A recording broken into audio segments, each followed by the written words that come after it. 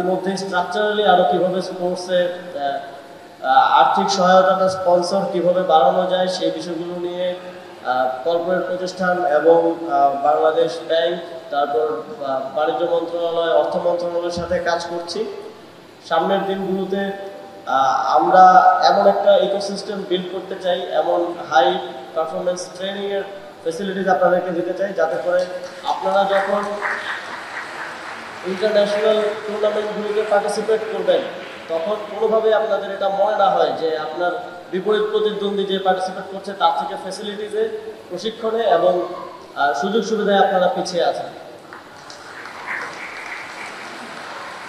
আমাদের স্পোর্টসে একটা বড় ল্যাকিংস হচ্ছে আমাদের স্পোর্টস নিয়ে কোনো ভিশন নাই।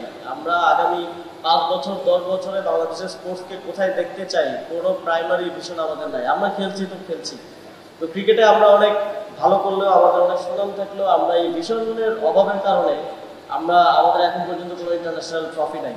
আমাদের অলিম্পিকে সবচেয়ে বেশি জনসংখ্যা সম্পন্ন দেশ হিসেবে কোনো মেডেল নেই।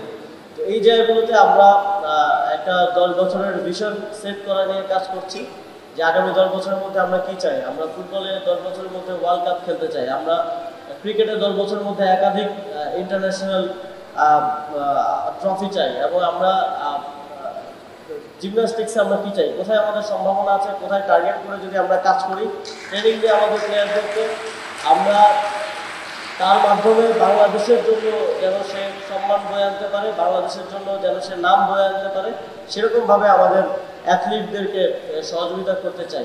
কোন 55টা ফেডারেশনের মধ্যে কোন ফেডারেশনগুলো থেকে আমাদের ভালো সুফল বয়ে আনার, ভালো জেনেটিক্যালি এবং ওই এনভায়রনমেন্টটা আমাদের আছে যে আমরা দেশের জন্য সুনাম বয়ে আনতে পারবো, সেই ফেডারেশনগুলোতে আমরা ফোকাস করতে চাই।